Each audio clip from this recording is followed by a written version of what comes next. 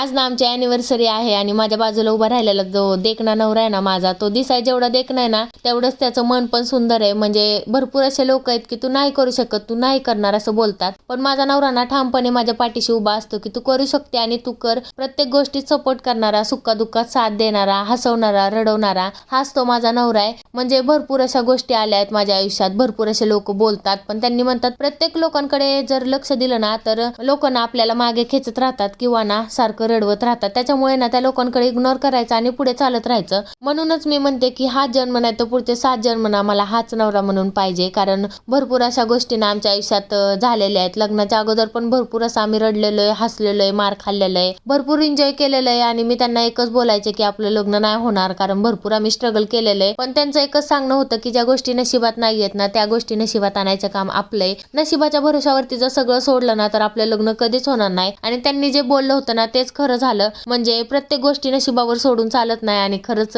तेच बरोबर आहे. आमच्या लग्ना दिवशी ना सगळेजण टेन्शन मध्ये होते, फुल टेन्शन मध्ये, यांनी पण टेन्शन मध्ये होते, पण मी एवढी हसत होते ना कारण मला ना माझं जग भेटलं होतं, मला माझा नवरा भेटला होता. आणि खरंच मी सगळ्याला ठामपणे सांगू शकते मी लव्ह मॅरेज केलंय, पण मला जोडीदार खूप भारी भेटलाय आणि माझं लव्ह मॅरेज सक्सेसफुल झालंय.